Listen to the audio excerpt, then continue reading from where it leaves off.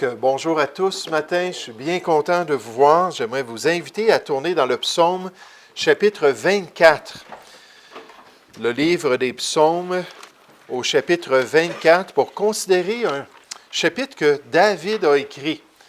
Vous savez, une des choses qui est remarquable dans la vie de David, c'est que c'est évident qu'il voulait que les gens dans le peuple d'Israël puissent apprendre à connaître Dieu.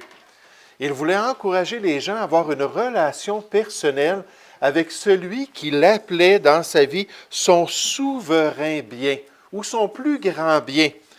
Puis il utilisait le médium du chant et de la louange pour faire passer les informations qui pouvaient permettre aux gens de connaître ce Dieu-là.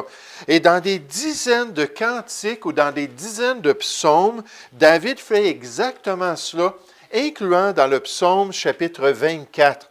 Donc, j'aimerais qu'on puisse regarder ce psaume ce matin pour apprendre un peu plus concernant Dieu, apprendre un peu plus concernant le divin berger qui guidait David dans ses voies et nous encourager à approfondir notre marche avec lui. En tant que chrétien, mon pasteur disait toujours, il ne faut pas être sur le neutre, il ne faut certainement pas être sur la reculons et non plus ne pas être sur le parc. Il faut toujours avancer. Il faut toujours être prêt à progresser de mieux en mieux pour Dieu. Donc, le psaume chapitre 24. On nous dit psaume de David. Vous savez, ce mot-là, dans l'original, mitzmor, veut dire tout simplement un poème qui est mis en musique. Et ça revient à 50 reprises dans le livre des psaumes que finalement, les psaumes, ce sont des chants. Des chants qui ont été composés pour adorer Dieu. Souvent, ils étaient utilisés par les Juifs dans le temple et dans leur culte national.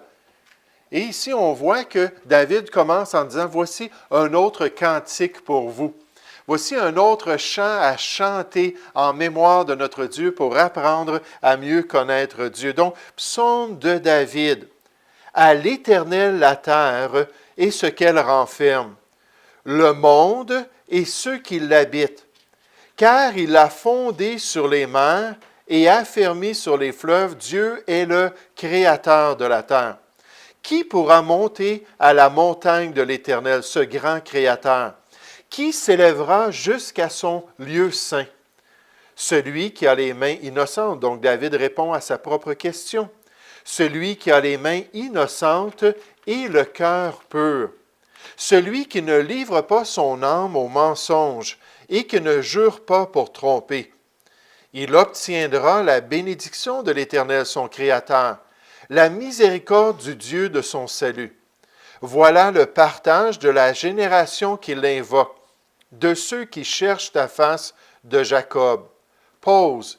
Le mot « pause » ici, qui apparaît dans les psaumes, à travers les psaumes à 150 reprises, ça veut dire « arrêtez-vous et pensez à cela. Arrêtez-vous et réfléchissez. » C'est un appel pour dire « c'est important ce que vous venez de lire. Pensez à cela. » On continue, verset 7. « Portes, élevez vos linteaux. Élevez-vous, portes éternelles. Que le roi de gloire fasse son entrée. Qui est ce roi de gloire? L'Éternel fort et puissant. L'Éternel puissant dans les combats. Portes, élevez vos linteaux. Élevez-les, portes éternelles.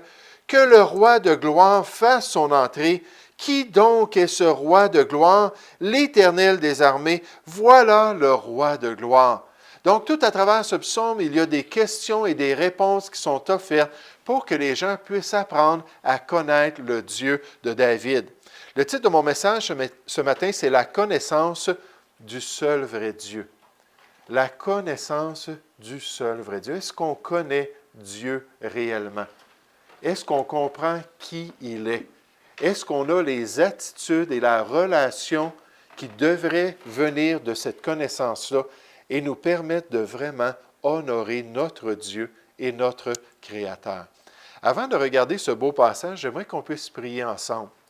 Juste demander au Seigneur de bénir notre temps. Juste demander au Seigneur de parler à chacun de notre cœur. Lui, il voit le cœur. Lui, il sait exactement quelle est notre disposition. Lui, il est en mesure de venir toucher notre cœur, de venir révéler les sentiments et les pensées de notre cœur.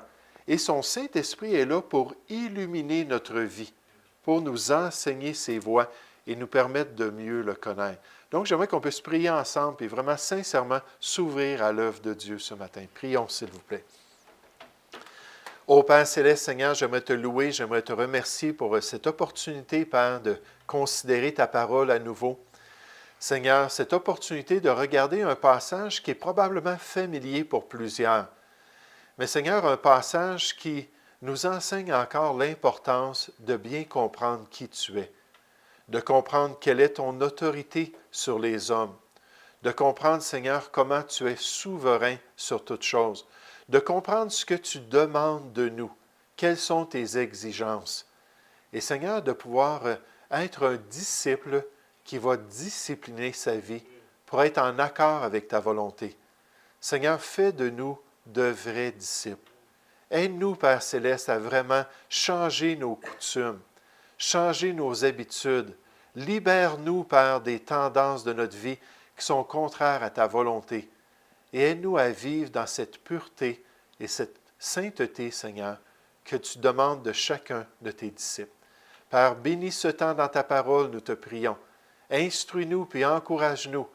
Et je te prie, Seigneur, que ton nom puisse être exalté. Tu es notre grand Créateur. Tu es notre Maître. Et un jour, nous allons te voir face à face. Aide-nous à être prêts, Seigneur, nous te prions. Au nom du Seigneur Jésus. Amen. Mais la connaissance du seul vrai Dieu. Le pasteur Charles Spurgeon a beaucoup médité les psaumes. En fait, il a écrit toutes sortes de choses pour aider les pasteurs à enseigner la parole de Dieu.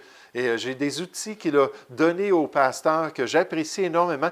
Il a dit ceci concernant ce psaume.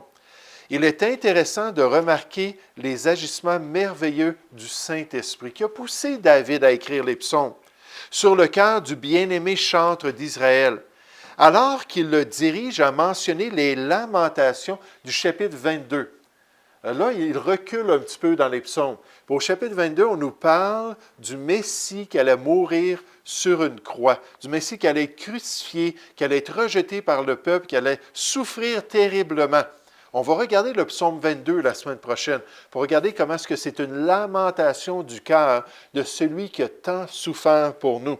Ensuite, on nous dit à parler de la douce paix du chapitre 23. Et le chapitre 23, David débute en disant « L'Éternel est mon berger. » C'est lui qui prend soin de moi. Donc, celui qui a payé pour nous, ensuite, une relation de celui qui s'occupe de nous. Et dans ce chapitre, le chapitre 24, a proclamé des sons majestueux et triomphants.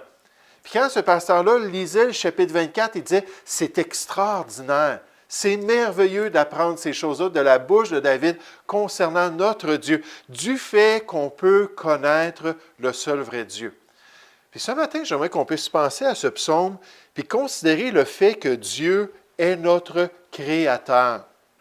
Dieu est notre Créateur, c'est lui qui a créé toutes choses. Nécessairement, en tant que chrétien, on fait juste lire un peu la parole de Dieu, puis on apprend ça très rapidement concernant notre Dieu. Très rapidement, même concernant notre Sauveur. Celui qui a payé pour nous, celui qui a tout donné pour nous, est aussi notre Créateur. Il est la grande cause derrière toute la réalité du monde autour de nous. Il est la seule source pour toute expérience sur la planète Terre. Il est à la fois l'origine et le propriétaire. C'est lui le patron ou le boss de la planète Terre. C'est lui qui l'a créé et c'est lui qui le dirige de ce grand globe qu'on appelle notre maison dans la Voie lactée. Regardez avec nous le chapitre 24, verset 1. On nous dit, psaume de David. À l'Éternel, la terre et ce qu'elle renferme, le monde et ceux qui l'habitent. On appartient à Dieu, notre Créateur. C'est lui le patron, car il l'a fondé sur les mers et affermi sur les fleuves. Ce qu'il a créé lui appartient. Et ce qui lui appartient, il le gère comme il le désire. Puis tout à travers les psaumes, à travers la parole de Dieu, on voit ce même contexte-là. Le psalmiste qui s'appelait Étan. Puis Éthan n'est pas très, très connu. C'est un psalmiste qui est assez rare dans les psaumes. Dans le psaume 89, nous dit la même chose. C'est à toi qu'appartiennent les cieux et la terre. C'est toi qui as fondé le monde et ce qu'il renferme. Donc, c'est toi le patron, c'est toi qui décides de toutes choses. Moïse a dit dans la loi, « Voici à l'Éternel ton Dieu, en parlant à Israël, appartiennent les cieux et les cieux des cieux, la terre et tout ce qu'elle renferme. Toutes choses appartiennent au Créateur. » David, devant le peuple d'Israël, dans une prière qu'il a offerte au Créateur, a dit, « À toi, Éternel, la grandeur, la force et la magnificence, l'éternité et la gloire, car tout ce qui est au ciel et sur la terre t'appartient. À toi, Éternel, le règne, car tu t'élèves souverainement au-dessus de tout. » Et Paul, nécessairement, s'est exclamé dans le Nouveau Testament, « Car la terre est au Seigneur et tout ce qu'elle renferme. » Tout appartient à notre Dieu. Vous savez, un jour, quand on va se tenir devant ce Créateur-là, la Bible nous dit que toute bouche va être fermée et tout le monde va être reconnu coupable. Il n'y aura pas d'argument quand on va réaliser que c'est lui qui a créé toutes choses. Il n'y aura pas d'argument quand on va réaliser que c'est lui qui était en charge de toutes choses. C'est à lui qu'on devait se soumettre. C'est lui qu'on devait chercher de tout notre cœur. C'est à lui qu'on devait obéir. Dieu a créé la planète Terre et le monde lui appartient. Il est maître de toutes choses et il peut faire avec la planète Terre comme il le veut. Puis quand la Bible nous dit que toute la terre, dans 2 Pierre, chapitre 3, est réservée un jour pour le feu, et même les atomes de la création vont être consumés par le feu du jugement de Dieu, il n'y a personne qui peut dire, « Seigneur, tu n'as pas le droit. Tu n'as pas le droit de détruire la terre. Tu n'as pas le droit de rouler les cieux et la terre comme un vêtement pour t'en débarrasser. » Dieu peut le faire parce qu'il est maître de toutes choses. Continuez à prier pour M. Gosselin qui est à l'hôpital, qui a eu une opération la semaine passée.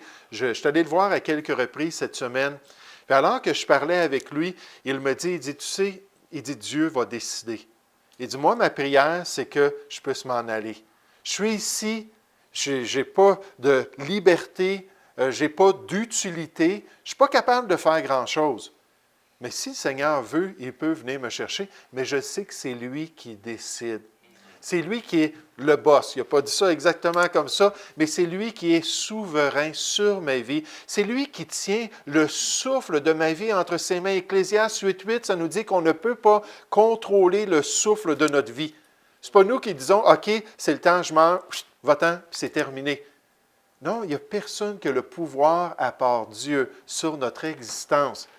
Puis David voulait que les gens comprennent que toutes choses appartiennent à Dieu. Un auteur nous dit, « Nous croyons que toute vie vient de lui dès le commencement. La vie trouve ainsi sa source profondément en lui. Nous croyons, en tant que chrétiens, qu'il n'existe pas d'être qui parut sans sa puissance créatrice et qu'aucun ne continue à exister sans son pouvoir de préservation. Nous croyons que l'histoire du monde est l'histoire de son influence sur le monde. » Puis en anglais, « history », ils vont toujours dire « his story ». C'est un jeu de mots, donc c'est son histoire de tout ce qu'il a fait, tout ce qu'il a permis, tout ce qu'il a contrôlé sur la planète Terre. Dieu est notre Créateur. Dieu est le maître de toutes choses. Dieu peut décider tout ce qu'il désire. Puis en fait, c'est lui qui a décidé même le plan du salut. On ne peut pas argumenter avec lui. Hier, il y avait un électricien ici au bâtiment, puis on a commencé à parler. C'est un homme religieux, tout ça. Là, j'expliquais que la Bible venait de Dieu, que son message était clair, qu'on avait besoin d'être sauvé. Puis lui, il y avait une toute autre option. Non, on a besoin d'être de bonnes personnes. On a besoin de faire ce qui est bien autour de nous. On a besoin d'aimer nos familles, puis de faire le bien. Puis il était totalement fermé. Mais vous savez, c'est Dieu qui décide. C'est sa planète, c'est sa race humaine, et c'est lui qui choisit. Puis il n'y a pas personne qui va pouvoir rien dire devant lui. Au contraire, les gens vont être bouche bée envers la gloire de leur Créateur. Mais dans le psaume 24, on débute par la création. le début de toute chose. Dieu est notre Créateur. Mais ensuite, on nous décrit ce Créateur-là comme le Dieu qui demande obéissance. Le Dieu qui demande de l'homme obéissance. C'est un Dieu moral. C'est un Dieu avec des exigences pour l'être humain. C'est un Dieu qui a des conditions pour qu'on puisse avoir accès à sa personne. Un auteur dit le fait d'avoir de la révérence pour une création impersonnelle au lieu du Dieu créateur. Puis il parle surtout de Romains chapitre 1, où les hommes se détournent de ce créateur-là pour pouvoir adorer la création. L'être humain, on est religieux. On a besoin d'un objet d'adoration. Mais les gens ne veulent pas se tourner vers celui qui mérite l'adoration. Ils vont se tourner vers toutes sortes d'autres choses. Puis dans Romains chapitre 1, on voit la corruption de leur vie. C'est presque automatique. Comme dans Psaume 14 au verset 1, l'insensé dit en son cœur, « Il n'y a point de Dieu. » Ils se sont corrompus. Ils ont commis toutes sortes d'abominations. Il n'en est aucun qui fasse le bien.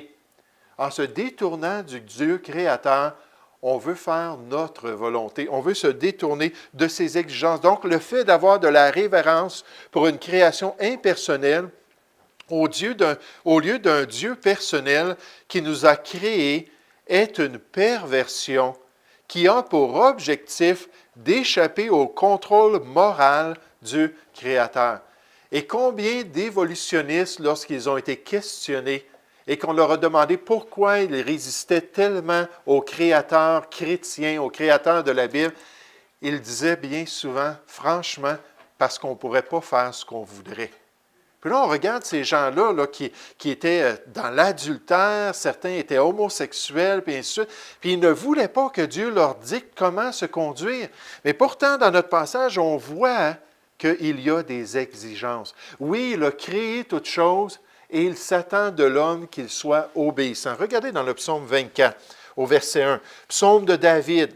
« À l'Éternel la terre et ce qu'elle renferme, le monde et ceux qui l'habitent, car il l'a fondé sur les mers et affermi sur les fleuves. » Puis là, ça continue. « Qui pourra monter à la montagne de l'Éternel? » Qui va pouvoir le côtoyer? Qui va pouvoir rentrer dans sa personne? Qui va pouvoir aller un jour dans le paradis? Qui? Qui s'élèvera jusqu'à son lieu saint? Puis là, on donne si on pourrait dire, les fruits dignes d'un homme qui s'est repenti. On nous dit, celui qui a les mains innocentes et le cœur pur.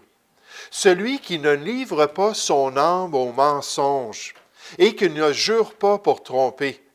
Il obtiendra la bénédiction de l'Éternel, son Créateur, la miséricorde du Dieu de son salut. Parce que oui, un jour, il a compris. Oui, un jour, il s'est tourné vers le commandement du salut. Vous savez, dans les Écritures, le salut, c'est un commandement. C'est un ordre. Dieu, le Créateur, qui a notre vie entre ses mains, nous ordonne d'être sauvés. Il nous ordonne de nous repentir et de croire dans l'Évangile. Il va punir un jour ceux qui ont désobéi à l'Évangile, ceux qui ont refusé de croire. Dans Romains 1,16, après avoir parlé de tout le processus pour croire, le processus pour invoquer le nom du Seigneur, celui qui est prêt à donner le salut si librement et si gratuitement, on nous dit, mais tous n'ont pas obéi à l'Évangile. Tous n'ont pas obéi à ce salut-là, mais pour celui qui a obéi, c'est-à-dire au verset 6, voici le partage de la génération qui l'invoque, de ceux qui cherchent ta face de Jacob. Est-ce que nous sommes des chrétiens obéissants?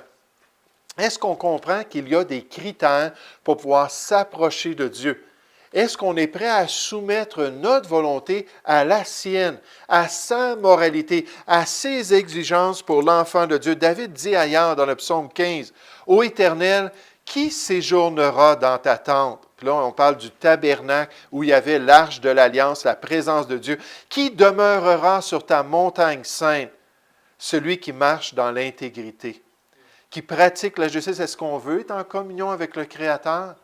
Est-ce qu'on veut marcher avec lui? Est-ce qu'on veut avoir cette intimité-là avec lui? On nous dit, celui qui marche dans l'intégrité, qui pratique la justice, qui dit la vérité selon son cœur. Puis là, il continue à travers ce psaume-là à donner toutes sortes de caractéristiques de pureté, d'obéissance, de soumission au commandement de Dieu. Dans le psaume 26, il dit « Je hais l'assemblée de ceux qui font le mal. » C'est encore David ici. « Je ne m'assis pas avec les méchants.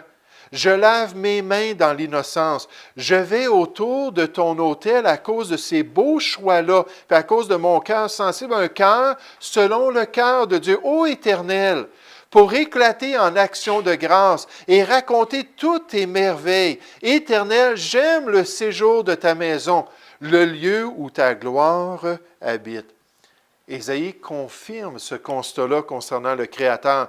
C'est celui qui marche dans la justice et qui parle selon la droiture, qui méprise un gain acquis par extorsion, qui secoue les mains pour ne pas accepter un présent, qui ferme l'oreille pour ne pas entendre des propos sanguinaires, qui se bande les yeux pour ne pas voir le mal ce matin en regardant les valeurs numériques, ce qu'on appelle là, l'approche du Gematria.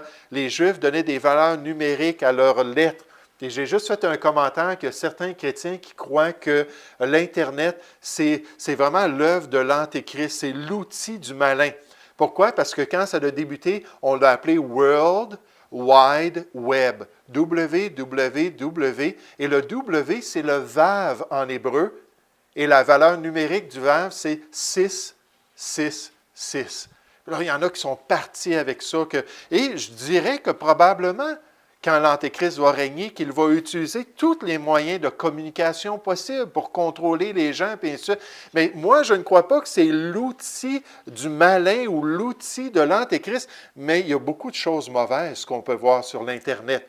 Il y a beaucoup de choses qui vont corrompre notre cœur, qui vont nous désensibiliser concernant la volonté de Dieu. Mais ici, on nous dit « et qui se bande les yeux pour ne pas voir le mal ». Celui qui habitera dans les lieux élevés. Des rochers fortifiés seront sa retraite dans la présence de Dieu. Du pain lui sera donné, de l'eau lui sera assurée. Tes yeux verront le roi dans sa magnificence. Puis Ésaïe nous dit que si on est prêt à faire ce qui est bien, si on est prêt à marcher convenablement, qu'on va pouvoir avoir une relation avec Dieu. Puis Jean le répète dans le Nouveau Testament. Il dit, si nous disons que nous sommes en communion avec lui, si on dit, oui, je le connais, le Créateur, oui, je le connais, mon Sauveur, et que nous marchions dans les ténèbres, nous mentons.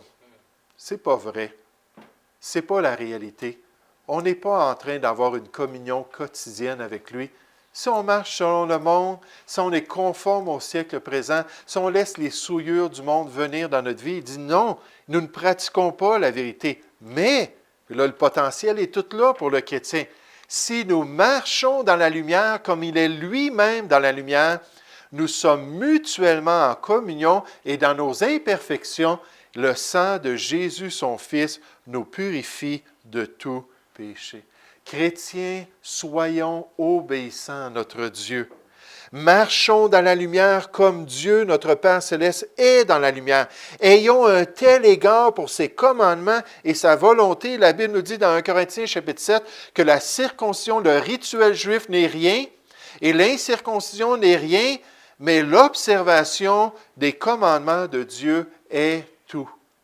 Puis d'avoir un désir d'être obéissant, d'avoir un désir de dire Seigneur, Seigneur, mais d'accomplir sa volonté. Puis de marcher avec lui, puis d'avoir cette communion-là. Encore Charles Spurgeon, alors qu'il y réfléchissait, a dit « Je ne dois jamais m'élever, être orgueilleux et être rebelle envers ses désirs.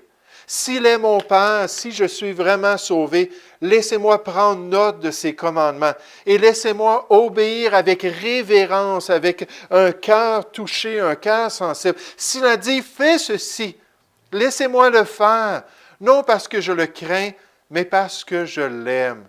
Et s'il m'interdit de faire quoi que ce soit, laissez-moi y renoncer. Puis enlever ces choses-là de ma vie pour connaître de plus en plus mon Créateur. Connaître le seul vrai Dieu, ça débute par le Créateur. Réaliser qu'il est maître de toutes choses. Connaître le seul vrai Dieu, ça continue en comprenant qu'il demande mon obéissance.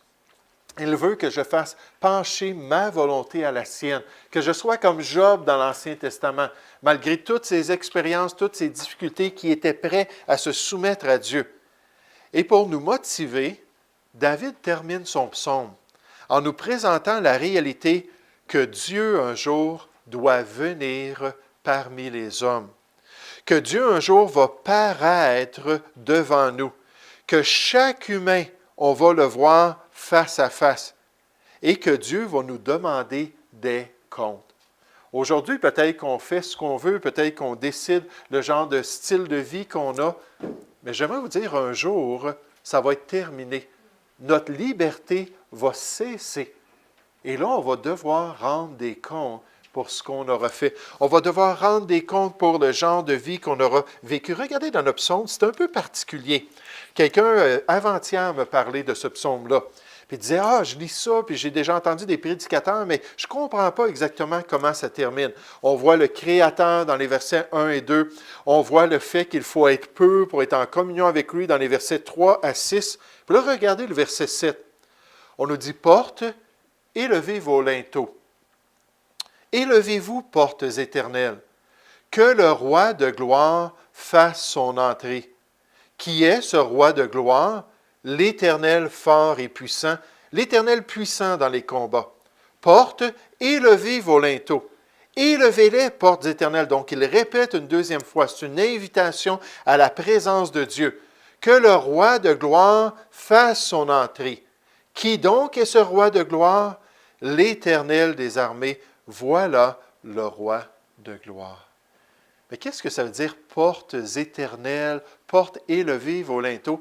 Pour les Juifs, dans les grandes fortifications, il y avait des portes, puis il y avait des barrures pour retenir les portes fermées, et il y avait aussi des barrures sur le dessus qu'on devait lever pour que les portes puissent s'ouvrir.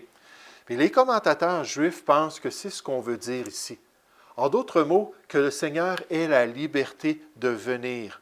Que le Seigneur puisse se manifester dans notre vie. Si on le connaît comme notre Créateur, si on vit une vie pure comme lui-même, il est pur et saint, là, on peut s'attendre à ce que Dieu ait un accès dans notre vie. C'est certain que ça va venir un jour. Dieu va nous confronter avec nos péchés. Dieu va nous confronter avec nos décisions.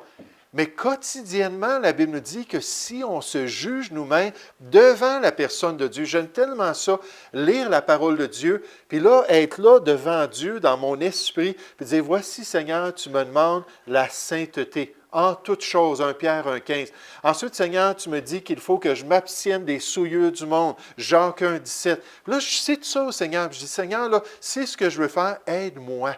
Apprends-moi à vivre une vie sainte.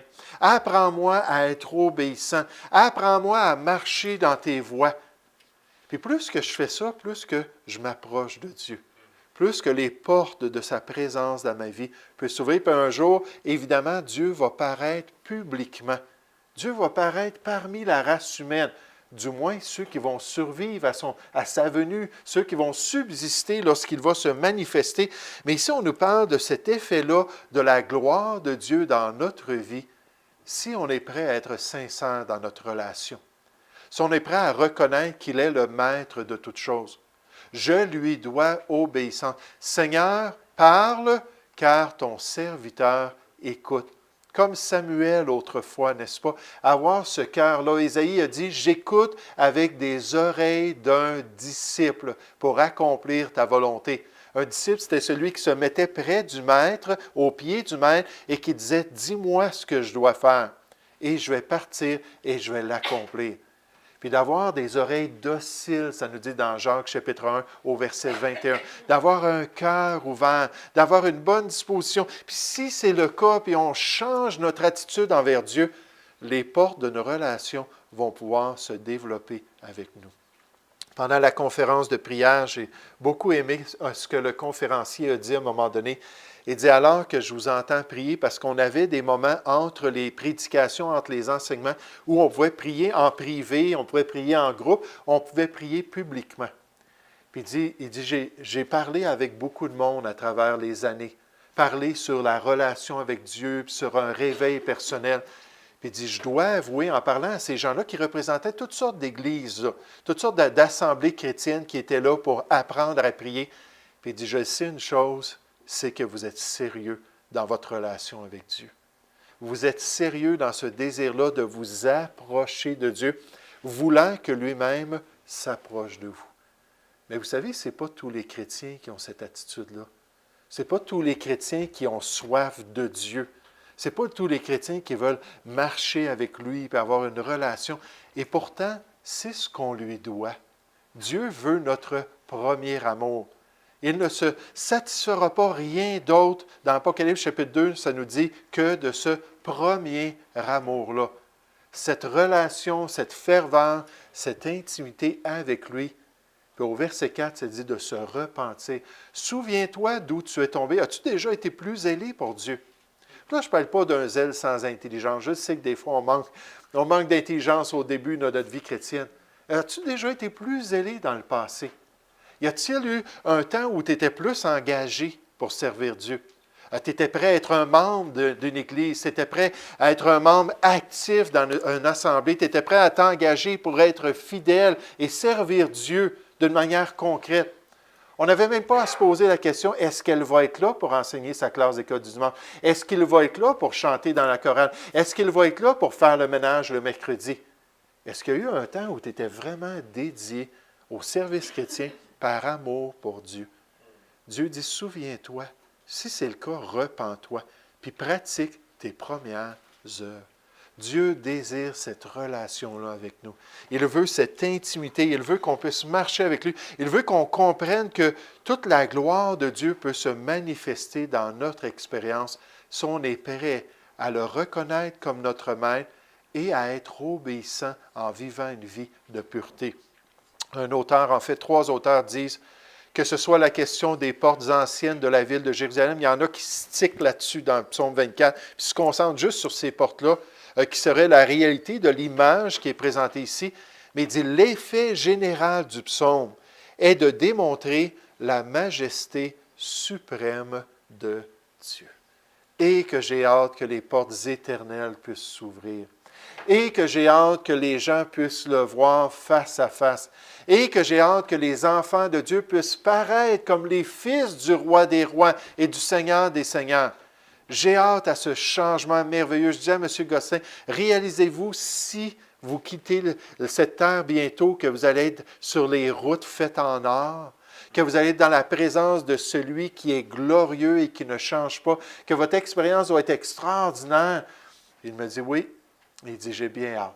J'ai bien hâte d'être dans sa présence. La Bible nous dit que pour chaque chrétien, il nous faut tous un jour comparaître devant notre Sauveur. Tous comparaître devant notre Dieu. Puis on va rendre des comptes en tant que chrétien.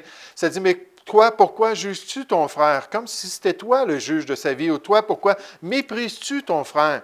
Puisque nous comparaîtrons tous devant le tribunal de Dieu, car il est écrit, « Je suis vivant, dit le Seigneur. Tout genou fléchira devant moi, et toute langue donnera gloire à Dieu. Ainsi, chacun de nous rendra compte à Dieu pour lui-même. » Pourquoi ne pas se préparer aujourd'hui? Et pourquoi ne pas progresser dans cette relation pour pouvoir accomplir la volonté de Dieu? Dieu est le Créateur de toutes choses. Il est le maître de toutes choses. Dieu nous demande obéissance. Pourquoi m'appelez-vous Seigneur et Maître? Jésus a dit, et ne faites-vous pas ce que je vous dis, Luc 6, 46. Il nous demande obéissance. Et un jour, on va se tenir devant lui. On devrait se préparer à la rencontre de notre Dieu. Si on n'est pas sauvé encore ce matin, si on n'a pas encore obéi à l'Évangile, si on ne s'est pas encore soumis au plan de salut qui se trouve en Jésus-Christ, on peut dire, OK, Seigneur, c'est aujourd'hui le jour du salut. Viens dans mon cœur, rentre dans ma vie, donne-moi cette nouvelle vie-là en Jésus-Christ. Mais si nous sommes des enfants de Dieu, on peut agir comme des disciples de Dieu. Jésus dit, si vous ne renoncez à tout ce que vous possédez, vous ne pouvez être mes disciples. Puis on peut être un disciple du Seigneur pour pouvoir glorifier notre Dieu sur cette terre. Nous allons prier ensemble. Père Céleste, j'aimerais te louer ce matin, j'aimerais te remercier pour les cantiques qu'on a pu chanter, j'aimerais te louer pour, Seigneur, ce petit quiz avec les vérités de la création, tous les détails que tu nous donnes de ces 6 jours de création qui t'ont permis, Seigneur, de faire tout ce qu'on voit autour de nous. Et Seigneur, quelle création merveilleuse nous avons comme témoignage de notre grand Créateur. Mais Seigneur, aussi, tu nous dis que tu es un être qui est moral. Seigneur, c'est toi qui nous as créés à ton image, pouvant connaître le bien et le mal. Et tu nous appelles à résister au mal et à accomplir ce qui est bien devant toi. Quand on est une nouvelle créature, Seigneur, on a tout le potentiel de pouvoir marcher en intimité avec toi, de pouvoir porter du fruit spirituel, de pouvoir être transformé en nouveauté de vie. Et Seigneur, la question, c'est est-ce qu'on est prêt à le faire? Est-ce qu'on veut que les portes de ta présence puissent s'ouvrir dans nos vies? Ou est-ce que tu dois encore cogner à la porte de notre cœur et nous inviter à ouvrir la porte? Parce que toi, tu n'arriveras pas avec un bélier pour la défoncer.